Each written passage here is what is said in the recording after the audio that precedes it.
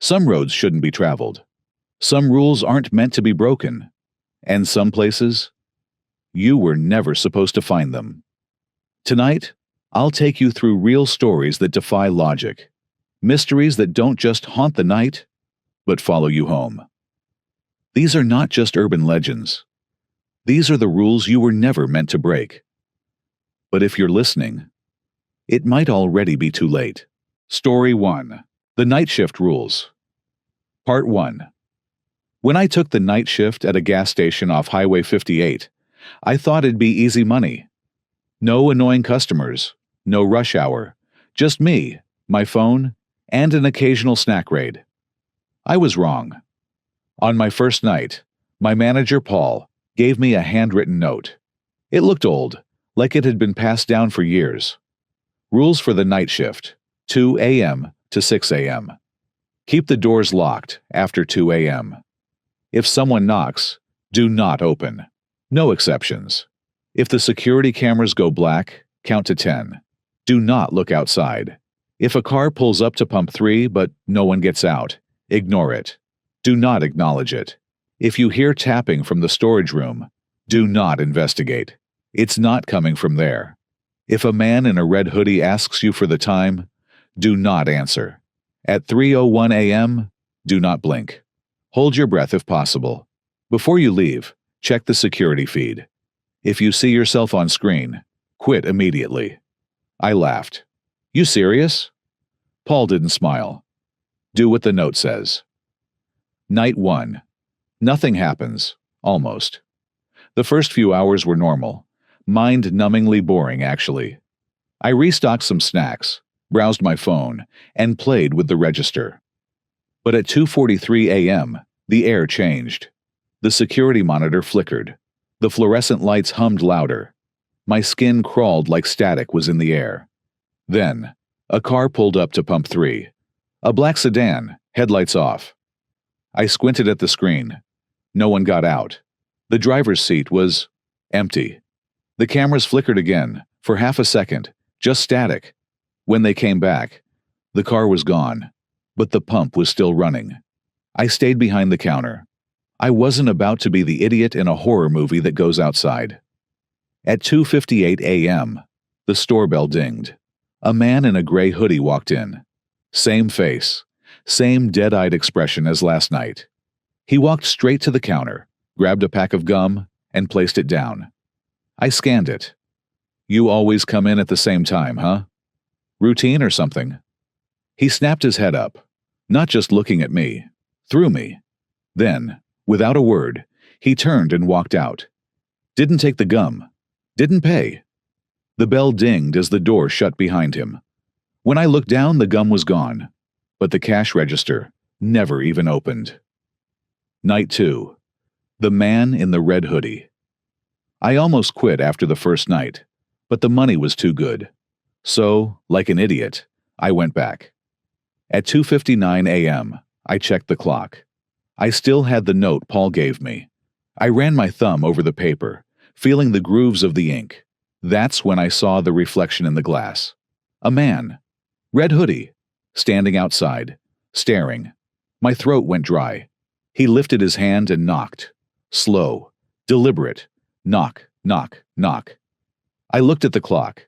3:01 a.m. I forced my gaze down. The note said not to answer him. I squeezed my fists, keeping my mouth shut. Then he smiled. He didn't have teeth, just a black void where his mouth should be. And then he spoke, in a voice that sounded wrong, like something wearing a human voice.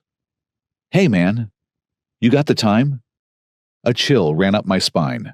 My entire body screamed at me to answer. It felt like something was clawing at my throat, forcing the words up. I gripped the counter. My nails dug into the wood. Don't speak. Don't speak. Don't speak. His smile widened. His head tilted, like he could hear my thoughts. Then, the power cut out. The store went completely black. I heard breathing behind me. I spun around. The power snapped back on. The store was empty. The front door was still locked.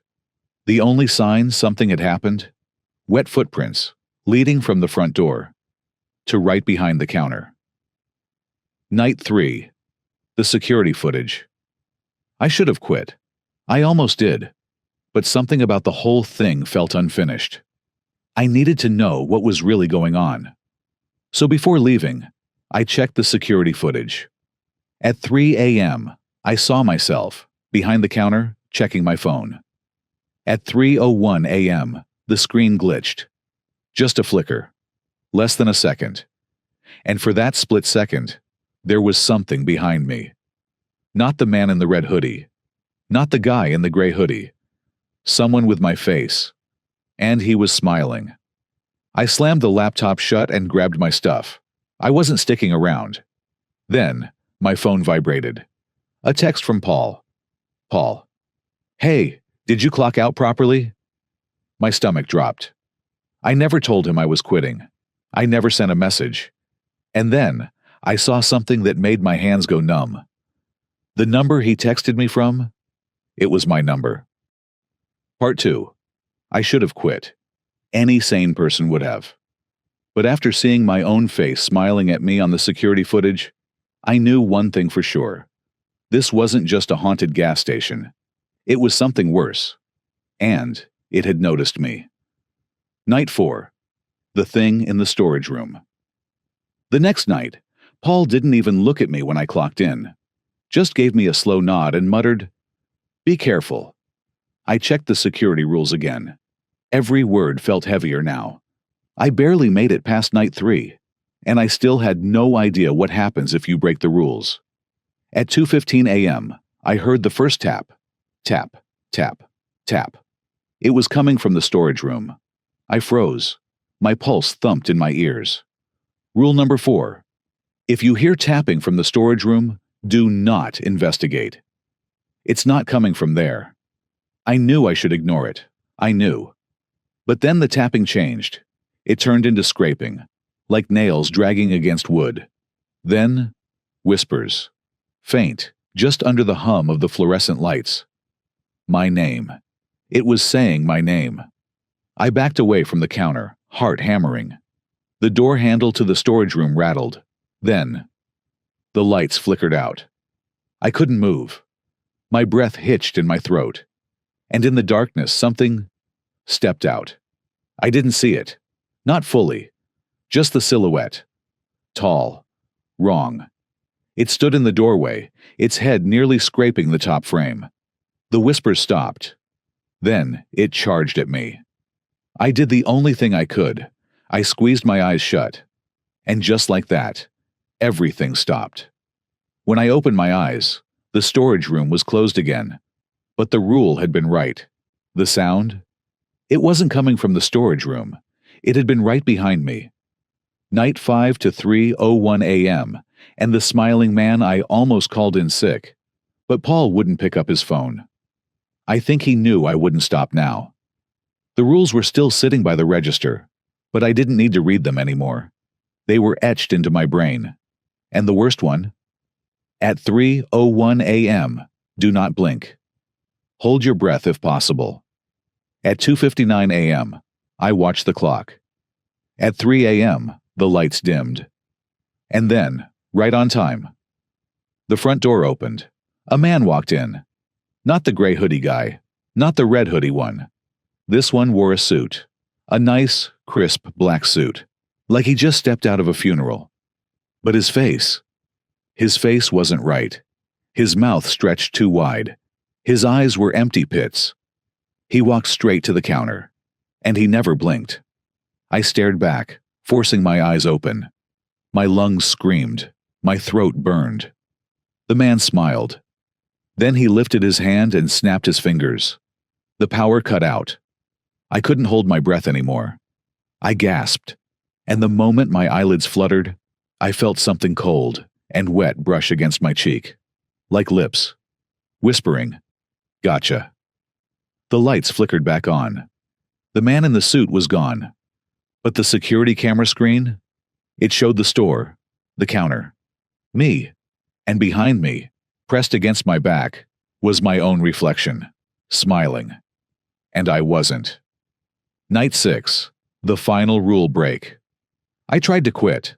I texted Paul, but his number was disconnected.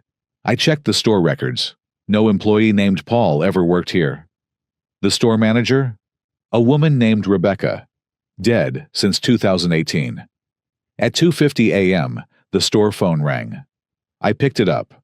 A voice, my own voice, spoke back. "You need to leave before 3:01 a.m. tonight." I slammed the phone down. The security camera flickered. I saw myself standing outside. Not the real me, the other me, the smiling one. And he raised his hand and waved. Part 3. Final. I should have run. I should have quit the moment I saw my own face waving at me from the security camera. But it was too late. Because on night 6, I did something I was never supposed to do. I broke a rule. And now I know the truth. And the truth is worse than death. Night 6. The wrong reflection. The clock hit 3 a.m. I refused to look at the cameras again. My hands were shaking as I gripped the edge of the counter. Then, the store phone rang. Once, twice, 3 times. And I picked it up. Rule number 7. If the phone rings more than 3 times, do not answer it. I didn't care. I needed to know. I pressed the phone to my ear, barely breathing. Silence. Then a voice whispered back. My own voice. "Look behind you." I didn't want to. But my body turned on its own. And there, in the reflection of the glass door, I saw him. Me. Standing at the counter, wearing my uniform, smiling. I turned around. Nothing. The store was empty. But when I looked back at the glass, my reflection was still there, watching me, grinning.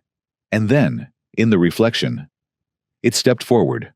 I fell backward, scrambling to get away. My chest heaved. The reflection moved toward me, but in the real world, nothing was there. I crawled toward the back office, shaking, as the reflection raised a hand and pointed at me. Then, in a voice that was almost mine, it whispered, "Your turn." And then, everything went black. Night 7. The last shift. I woke up behind the counter. My head pounded. The lights buzzed overhead. I checked the security cameras. The store was normal. Nothing strange. Then I checked myself. My hands were shaking, but they weren't mine. The nails were too short. The veins, too dark. I touched my face and felt something was off. Then I saw the employee schedule. The name on it wasn't mine. It was Paul, the man who trained me, the man who never existed. And on the screen, the security footage rewound by itself. I watched as Paul, on his last night, stared at the cameras. Then he whispered, "Your turn." And just like that, he vanished. Just like I was about to. Because outside the glass door, standing in the parking lot, was someone new. A guy in a fresh uniform, holding a new schedule. And when he looked up at the glass, he didn't see me standing inside. Because I wasn't there anymore. Just my reflection. Smiling. The end. Final thoughts. This gas station doesn't hire employees. It replaces them. Every new worker follows the rules, breaks them once, and then they take my place. And I take Paul's.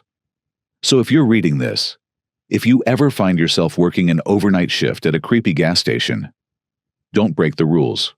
Or worse, don't answer the phone.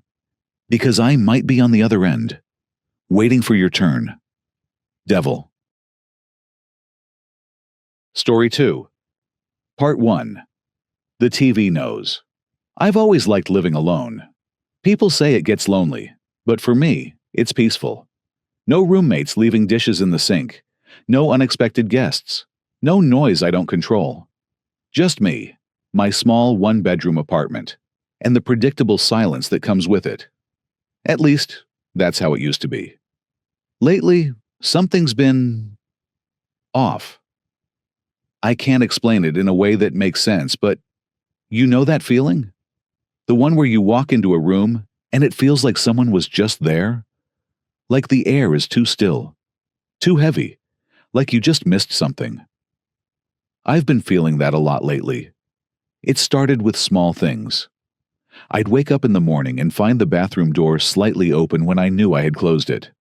My phone would be on the nightstand, but moved just an inch to the side. Maybe I was overthinking. Maybe I just wasn't paying attention. That's what I told myself anyway. But then, the TV thing started. The first time, I had fallen asleep on the couch after a long day at work. I woke up to that low electric hum, that soft, flickering light bouncing off the walls. I squinted at the screen. Just static. The kind old TVs used to have. The remote was still on the coffee table, untouched. I turned the TV off, went to bed, and forgot about it. Then it happened again. And again. Always at exactly 3 a.m. At first I tried to laugh it off. Maybe the TV was old. Maybe it had some weird glitch. I even Googled it. Why does my TV turn on by itself? The answers I found were technical. Something about power surges, HDMI malfunctions, auto updates. It made sense. For a while, I convinced myself that's all it was. Until the night the channel changed. I had just shut my eyes when the hum started. The glow of the TV filled the room. But this time, it wasn't static. It wasn't some random late-night infomercial or a glitchy menu screen. It was a video, and it was of my apartment. Not a show, not a movie. A real-time feed. The camera angle was wide, positioned from somewhere near the ceiling. I could see my couch, my coffee table, my front door. Everything exactly as it was, except I wasn't in the frame. A chill crawled up my spine. I was right there, lying on the couch, but the video didn't show me. It showed my living room completely empty. I sat up slowly, my breath caught in my throat. I grabbed the remote with shaky hands and flipped through the channels. Nothing changed, just the empty feed of my own home, playing over and over like a security camera with missing footage. And then, a slight movement.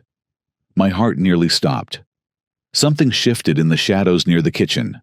A shape, a figure, standing just outside the frame. I turned off the TV. That was last night. I haven't slept since. Tonight I'm going to set up my phone to record the screen. If it happens again, I'll have proof. I just hope I don't see what I think I will. I just hope I don't see something watching me. Part 2. The footage. I spent the entire day thinking about what happened last night. My mind kept trying to explain it away. Maybe I was half asleep. Maybe it was some kind of signal interference. Maybe I imagined the figure in the shadows. But deep down, I knew. This wasn't a glitch. Something was wrong. I decided I needed proof. If I told anyone about this, they'd just think I was paranoid or losing my mind. So before going to bed, I set up my phone on a tripod, aimed directly at the TV. I made sure it was recording and left the screen off. Then I waited. Hours passed. My apartment was dead silent, but I couldn't sleep. I just lay there in bed, staring at the ceiling, my heart pounding with every small creak of the walls. Then, right on schedule, buzzed. The TV turned on. That familiar electric hum filled the room. I squeezed my eyes shut, too afraid to look. I heard the faint, crackling sound of the screen, but I didn't dare move. 30 seconds. A minute. Then, silence. I forced myself to breathe, forced myself to get up, forced myself to walk over to my phone. My hands were shaking as I picked it up and played the recording. The video started normal, just my dark living room. The TV screen black. Then, at exactly 3 a.m., the screen flickered on by itself. And that's when I saw it. The feed wasn't static this time. It wasn't an empty view of my apartment. It was me, sitting on the couch. Right now. The me in the video was staring at the screen, motionless, blank-eyed. But I knew that wasn't possible. Because at that exact moment, I was still lying in bed, gripping my phone. It got worse. The me on the screen slowly turned its head, not towards the TV, but towards the camera. My stomach dropped. I watched as my own face twisted into a sick, unnatural grin. And then, without moving its lips, the me on the screen whispered, "You're not supposed to be here." The video glitched. The screen went black. I dropped my phone. My entire body was trembling. I looked around my apartment, my eyes darting to every shadowed corner, expecting to see something standing there. But nothing moved. I forced myself to pick up the phone, my fingers numb, my breath shallow. The video was still playing. The screen was dark, but I could hear something. A soft, static whisper. It took me a second to process what it was. It was the sound of my own voice. But I wasn't speaking. I turned the volume all the way up, listening carefully, the static fading just enough for me to make out the words. It was a plea. It was me, whispering from inside the TV. "Don't turn around." My blood went cold. Something breathed behind me. And then, the TV turned itself off. I didn't sleep for the rest of the night. Tomorrow, I'm getting rid of this TV. I just hope that's enough. Part 3. The TV won't leave. I barely slept last night. Every time I closed my eyes, I heard it. That low, crackling hum. The whisper. My own voice pleading from inside the TV. I knew what I had to do. As soon as the sun came up, I unplugged the damn thing. I didn't even bother wiping the dust off or checking for cables. I just grabbed it, yanked the cords out, and carried it straight to the dumpster behind my apartment building. It felt heavy in my arms. Too heavy. Like it didn't want to be moved. I didn't care. I tossed it in, heard the hollow thud as it hit the metal, and walked away without looking back. For the first time in days, I felt a little lighter. That feeling didn't last long. The TV comes back. That night, I went to bed early, trying to catch up on the sleep I'd lost. No TV, no distractions. Just silence. Real silence. It felt good, until I woke up. At 3 a.m., the hum was back. My stomach twisted as I turned my head toward the living room. My heart pounded against my ribs. I knew what I would see, but I still wasn't prepared for it. The TV was back, right there in its usual spot, plugged in, turned on, and playing something new. A video of me carrying the TV to the dumpster. I watched, frozen in place, as the footage played in real time, showing me walk away, back into my apartment. But the recording didn't stop there. In the video, as soon as I was out of frame, something else climbed out of the dumpster. A figure. Dark, distorted, human-shaped, but wrong. It unfolded itself, long and unnatural, twisting its head toward my apartment window. Even through the screen, I could feel its gaze. And then, it started walking toward my building. The video glitched. The screen flickered, the colors distorted. Then, a new scene. My apartment, right now. But the angle was different this time. It wasn't the usual overhead view. It was from behind me, as if someone was standing in my bedroom. I shut the TV off, unplugged it. My breath was coming in short gasps. I felt like I was going to throw up. I needed to get out of here. Now I grabbed my keys, my phone, and bolted for the front door. I didn't care where I was going. I just needed to be anywhere but here. But the moment my hand touched the doorknob, the TV turned back on. The whisper. This time, it didn't show my apartment. It showed my bedroom. And me, standing in front of the door. But I wasn't alone. There was a shadow behind me. Tall. Too tall. It leaned in close, its head tilting over my shoulder. And then, I heard it. A voice. No, not a voice. My voice. But it didn't come from the screen.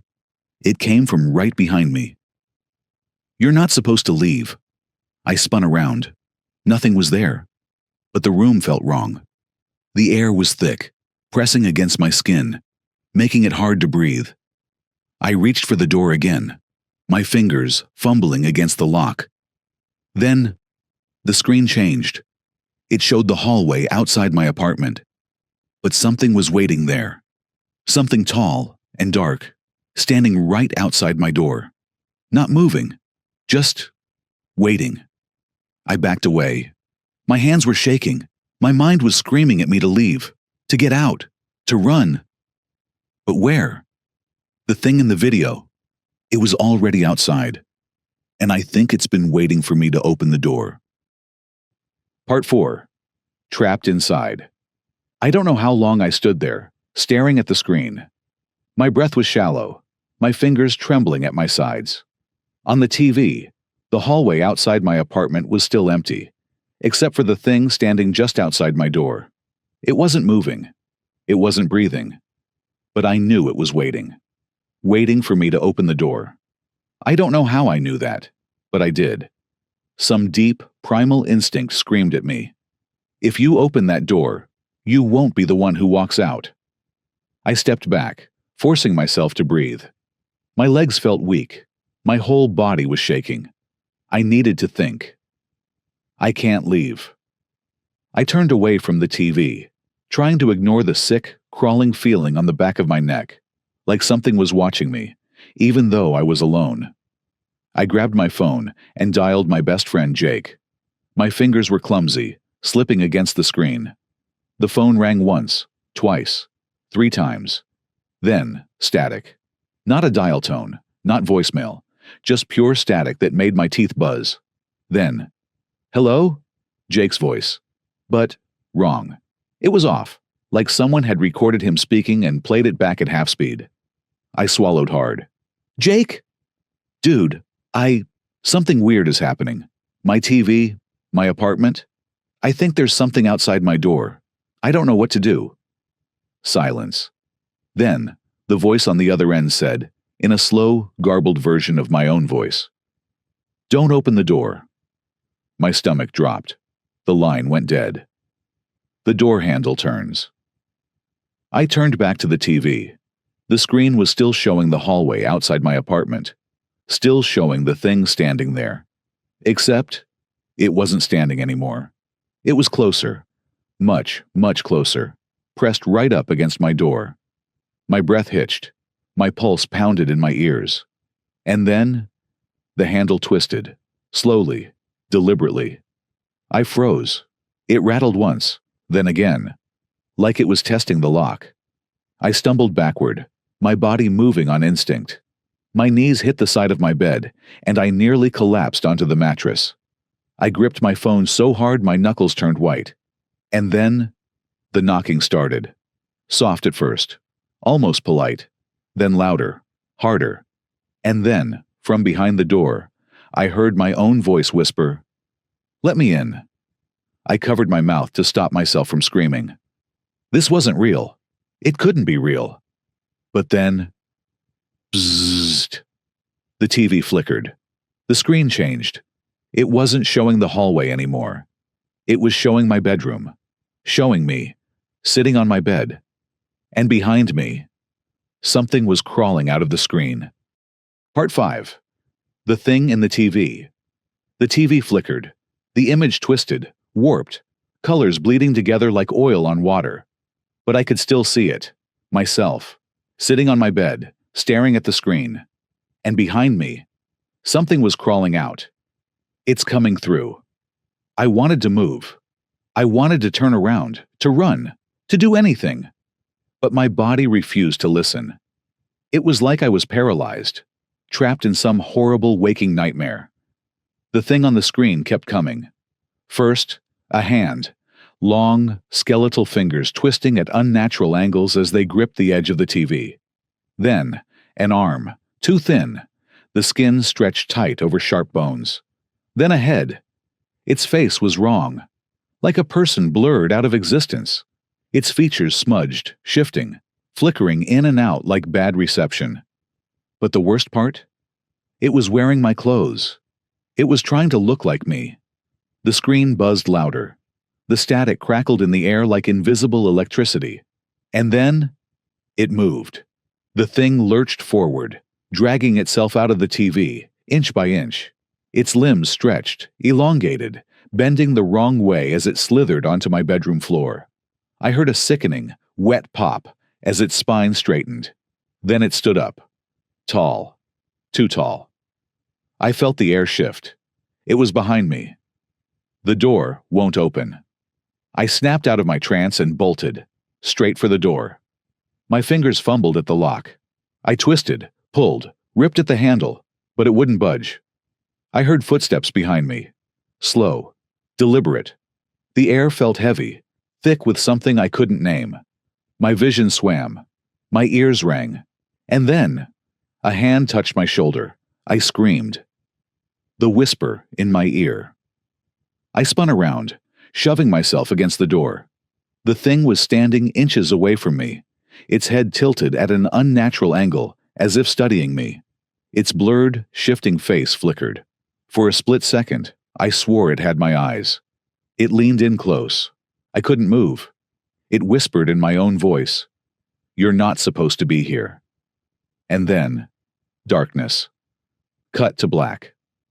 When I woke up, I was in bed. The TV was off.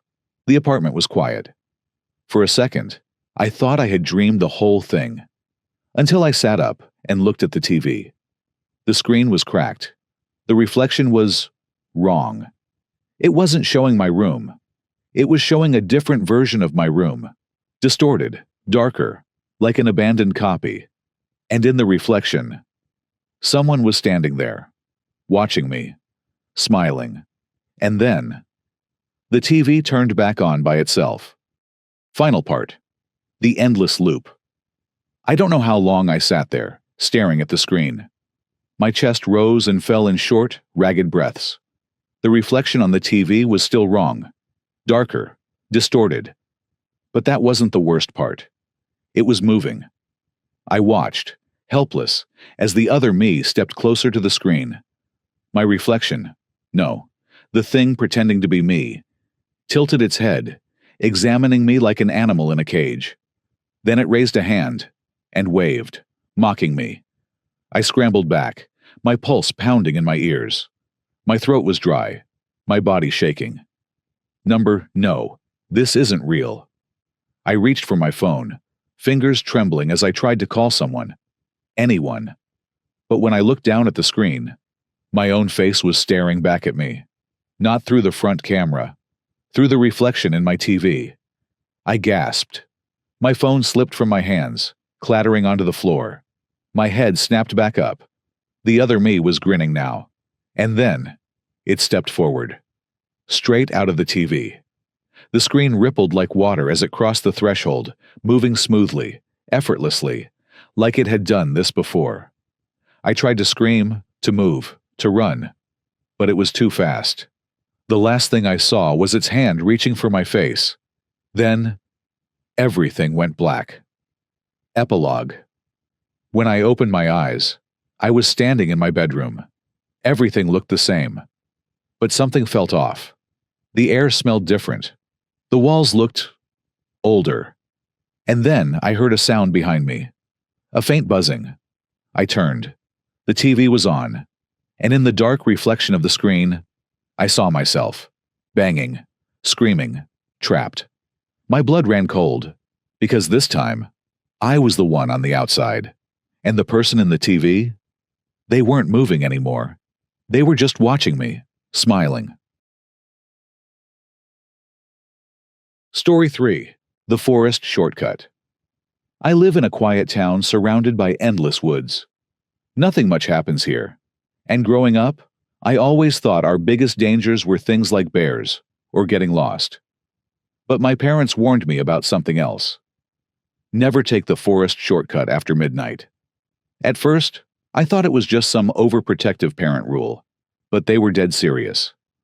My dad's face went pale when I asked why, and my mom wouldn't even answer. If you hear footsteps behind you, don't run. If you see a second moon in the sky, turn around immediately. And if someone whispers your name, it's already too late. I didn't take it seriously. I mean, why would I? It sounded like an old folktale, Something meant to scare kids from wandering too far.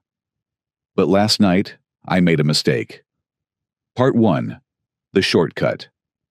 It was almost 11:45 p.m. when I left my friend Jake's house. He lived about 20 minutes away from me, and I usually took the main road home.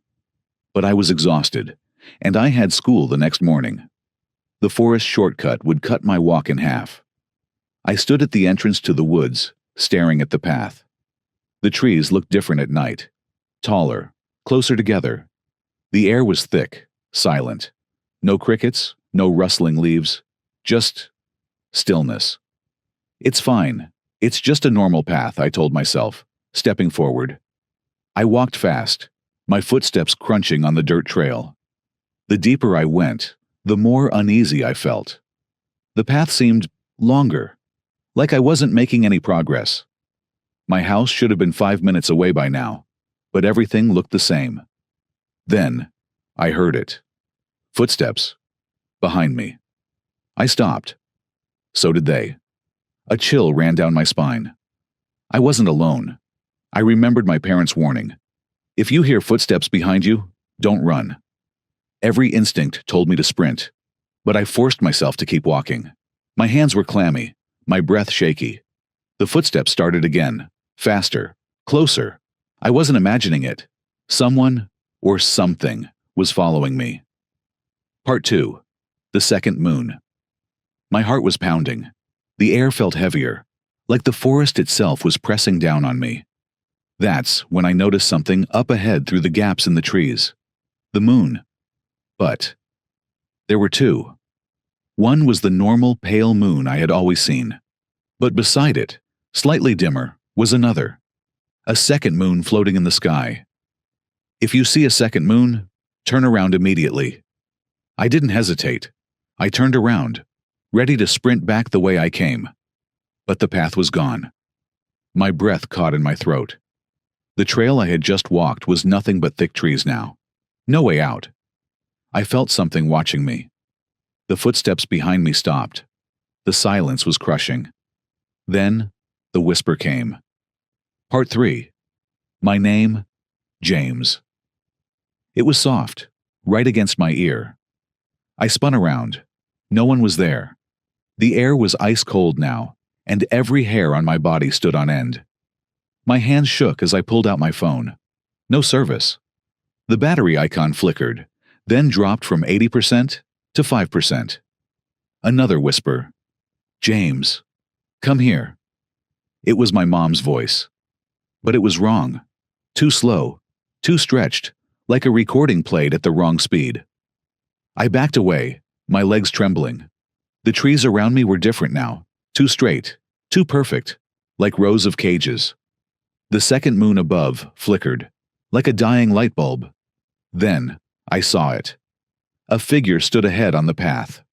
Tall. Wrong. Its limbs were too long, its head tilted slightly, like it was studying me. I couldn't see its face, but I knew it was grinning. And then, it stepped forward. Part 4.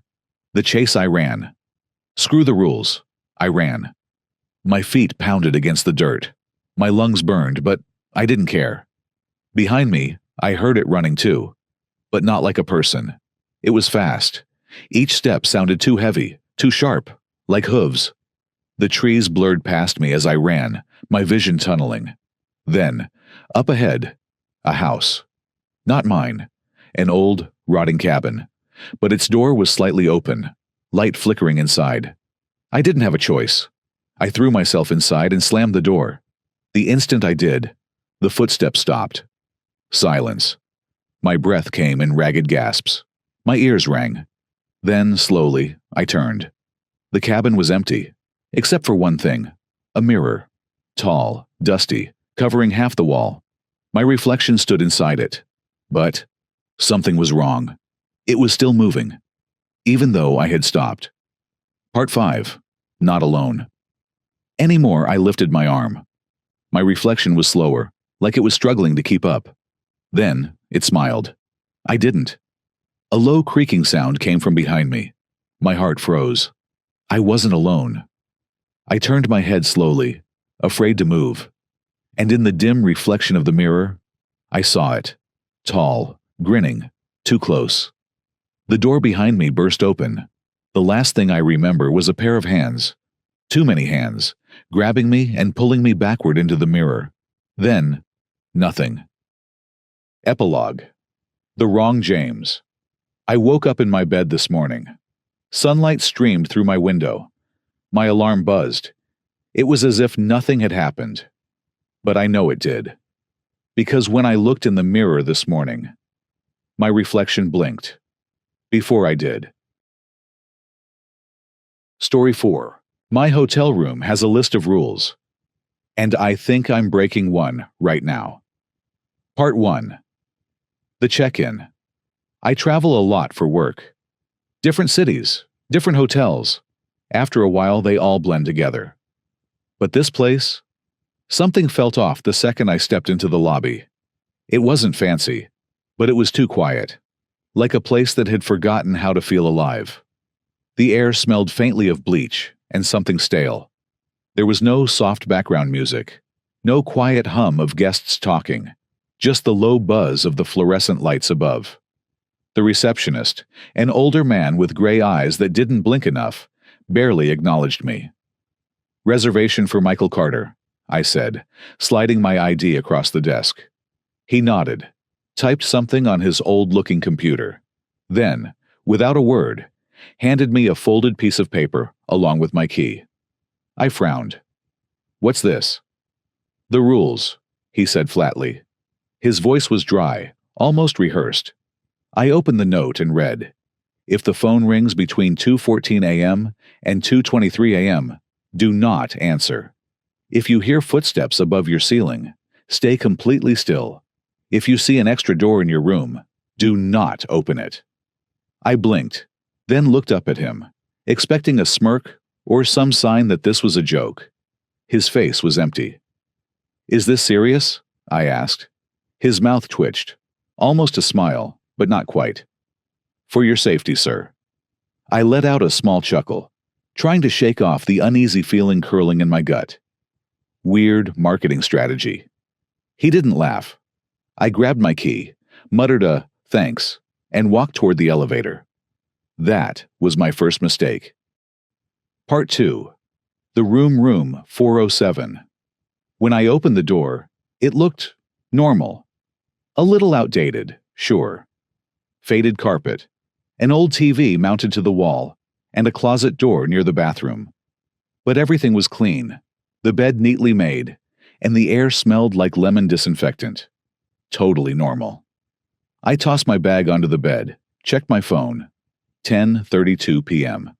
Too late to go out. Too early to sleep. I turned on the TV for background noise, changed into sweatpants, and sat back against the pillows. That's when I glanced at the note again. I laughed a little, shaking my head. Hotels love their weird gimmicks, huh? Maybe it was some escape room-style theme to entertain guests. Still, something about the way that receptionist looked at me. It made my skin prickle. I shrugged it off, scrolled through my phone for a while, then set an alarm for 7 a.m. By midnight, I was asleep. By 2:15 a.m., I was wide awake, because my phone was ringing. Part 3. The phone call. My heart jumped into my throat. The room was dark, the TV a soft hum in the background. My phone buzzed against the nightstand, the screen glowing with 2 words. Unknown caller. My stomach twisted. I rubbed my eyes, still half asleep. Maybe it was a wrong number. I reached for the phone. Then I stopped. I suddenly remembered the note. Rule number 1. If the phone rings between 2:14 a.m. and 2:23 a.m., do not answer. A cold chill ran through me. My hand hovered over the screen. The ringing stopped. Silence. I let out a shaky breath and flopped back onto the pillow, exhaling. Weird. Creepy. But just a coincidence. I had barely closed my eyes when I heard it. Step. Step. Step. Slow. Heavy. Coming from above me. But I was on the top floor. Part 4. The footsteps. I stopped breathing. The footsteps moved across the ceiling, slow and deliberate, like someone pacing right above me. My body tensed. My mind screamed, "This is impossible." I remembered rule number 2. Stay completely still. I didn't move a muscle. I barely let myself breathe. The footsteps paused, then changed direction. They were right above my bed. I shut my eyes, my hands gripping the sheets. My heartbeat hammered against my ribs. Then, silence. Seconds stretched into minutes. Finally, after what felt like forever, the air in the room lightened. The suffocating pressure faded. It was gone. I didn't sleep after that. I kept the lamp on and stared at the ceiling, waiting. By morning, the world felt normal again. I almost convinced myself it was just a dream, until I saw the new door. Part 5. The door that shouldn't be there. It was near the closet. When I checked in, there had only been 2 doors, the entrance and the bathroom. Now, there was a third. Rule number 3. If you see an extra door, do not open it. I swallowed, throat dry. My legs felt like lead as I forced myself to stand. The door was slightly different from the others, older, with a dark wooden handle. A sick feeling churned in my stomach. I should have left right then. Should have grabbed my bag, walked out, and never looked back. But I was curious. I stepped forward, raised my hand, and turned the handle. The door swung open. Inside was pure blackness. A wave of ice-cold air rushed out, making me shiver. Then, from deep inside the darkness, something knocked. Part 6. The escape, but not really. I slammed the door shut. My chest heaved. My hands shook as I grabbed my suitcase. I needed to leave. Now I rushed to the door, throwing it open. The hallway was empty. Too empty. The whole hotel felt abandoned. The lobby was worse. No receptionist, no guests, just an unnatural silence. I ran to my car and drove like hell, not stopping until I was miles away. I checked into a different hotel that night, triple locked my door, and finally let myself breathe. By morning, it all felt like a bad dream. Until I got home. My apartment was exactly how I left it. Everything normal. Everything safe. Then I saw something on my kitchen counter. A folded piece of paper, with the same 3 rules. My phone buzzed. 2:14 a.m. unknown caller. And behind me, my closet door creaked open. To be continued? Story 5. The Lost Highway Exit. Part 1. I've been driving long-haul trucks for the past 7 years. You learn a few things on the road, like which gas stations overcharge, which diners have the best coffee, and which roads you shouldn't take. Highway 62 was always a quiet stretch of road. I'd driven it 100 times, usually around midnight. But last night was different. Last night, I saw the exit. I wasn't supposed to. The exit that shouldn't exist. It was 3:10 a.m. when I first noticed it. An unmarked exit ramp appeared on my right. No signs, no mile marker, just a dark road leading down into nothing. My GPS didn't show it. I should have ignored it. I wish I had. But I was exhausted, running on 3 hours of sleep and stale coffee. My next stop was still 2 hours away, and the thought of a shortcut was too tempting. So, I took it. The second my tires hit the ramp, I knew I'd made a mistake. The road that loops. The pavement was too smooth, too perfect, like it had just been laid down yesterday. No cracks, no wear, no signs of use. And the second I merged onto the road, my radio went silent. That's when I saw the first sign. White, rusted at the edges, barely standing in the tall grass beside the road. "Keep driving. Do not stop." I laughed nervously. A weird prank, maybe? But something about it made my stomach twist. I checked my mirrors, and that's when I noticed something else. My reflection wasn't moving right. The gas station that shouldn't be there. After driving for 10 minutes, I saw headlights in the distance. An old gas station, flickering neon, barely holding on. I exhaled in relief. Finally, a place to ask for directions. I pulled in, parking under the buzzing lights. The place looked abandoned. Empty shelves inside, an old-fashioned cash register covered in dust. But there was a man behind the counter. Tall, thin, wearing a dirty flannel and a trucker cap pulled low over his face. He was standing completely still. I hesitated, but I was already out of my truck. I stepped inside. The bell above the door didn't ring. "Hey," I said, forcing a smile. "Got a map or something?" I think I took a wrong turn. The man didn't respond, didn't move, just stood there, his hands resting on the counter. "Sir?" I tried again. That's when I noticed his eyes weren't focused on me. They were locked on something behind me. My stomach twisted. I turned and saw the hitchhiker. Part 2. The hitchhiker who gets closer. The man was standing just outside the gas station staring in. His clothes were old, torn jeans, a gray hoodie with the hood pulled low. His skin was too pale, too stretched, like it didn't fit right. And his face looked like mine. I stumbled back, heart pounding. The gas station clerk finally moved.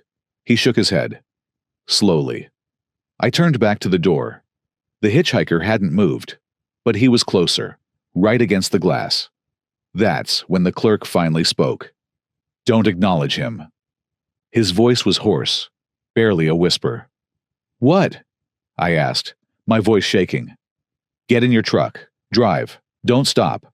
And whatever you do, don't look in the mirrors." I didn't argue. I bolted for the door, my boots slamming against the pavement as I ran to my truck. But the second I reached for the handle, a hand grabbed my wrist. Cold.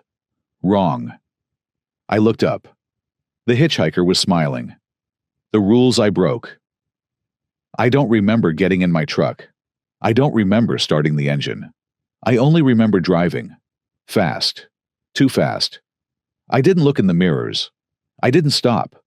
I just followed the road, even though it never seemed to end. Then I saw another sign. "You're almost home. Don't look." And like an idiot, I looked. For a split second, I glanced at my mirror. It wasn't my reflection anymore. It was him. Grinning. Sitting in my passenger seat. I screamed, swerved, and then I was back on Highway 62. Just like that. The unmarked exit was gone. My radio crackled back to life. And my GPS worked again. I almost convinced myself it was a dream. Until I got home. Because now, as I sit in my apartment, typing this out, someone is standing outside my window. He's wearing my face. And he's still smiling. Part 3. Finale. I didn't sleep that first night. Even after I locked every door, pulled the curtain shut, and shoved my dresser against the window, I knew it wouldn't matter. Because he was still out there. Not knocking, not moving, just standing, watching. And the worst part? I think he was waiting. The mirror rule still applies. By morning, he was gone. For a second, I almost convinced myself it was all in my head. A hallucination from sleep deprivation. A really bad nightmare. Then I went to the bathroom. And my reflection didn't move. My breath caught in my throat. I lifted my hand, slowly. My reflection lifted a second later. It wasn't a trick of the light. It wasn't my imagination. It was real. I stepped back. My reflection smiled. I bolted out of the bathroom, slamming the door shut. I didn't open it again all day. Reality is changing. The next few days were a blur of paranoia. I went to work, forced myself to pretend things were normal, but something was wrong. People hesitated before talking to me, their smiles forced. A barista at my usual coffee shop stared at me too long. Then, on the third day, my coworker Jason pulled me aside. "Dude," he said, eyes darting around nervously. "Are you feeling okay?" I forced a laugh. "Yeah, just tired." Jason swallowed hard. He hesitated. Then, in a whisper, You weren't supposed to come back. I felt my stomach drop. What did you say? He shook his head, stepping away. Forget it, man. Just take care of yourself. Then he walked off, leaving me with the worst feeling I've ever had in my life. The final warning. That night, a letter slid under my door. No return address. No handwriting I recognized. I picked it up with shaking hands and unfolded it. You left something behind. You have 3 nights before it finds you. I stared at the words until they blurred together. My heartbeat pounded in my ears. 3 nights. And then what? I was about to crumple the letter when I noticed something else. At the bottom, scrawled in shaky handwriting, "Do not look in the mirrors." The 3rd night, I barely slept the first 2 nights. Kept the TV on, ignored every reflective surface, stayed out of my own damn bathroom. And then, on the 3rd night, I woke up to a sound. Not knocking, not footsteps. Breathing. Right next to me. My whole body went cold. I turned my head just slightly. There, in the darkness, a shape, a person, me. My own voice whispered in my ear, "It's my turn now." I opened my mouth to scream. And then everything went black. I woke up the next morning.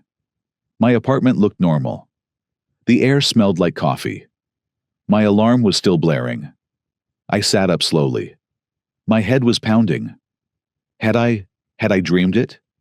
I stumbled to the bathroom, rubbing my temples, splashing cold water on my face. Then I looked up, and my reflection wasn't there. Just empty space. And then, slowly, it stepped into view. Smiling. I didn't. It raised a hand and waved, and then, in my own voice, "Finally."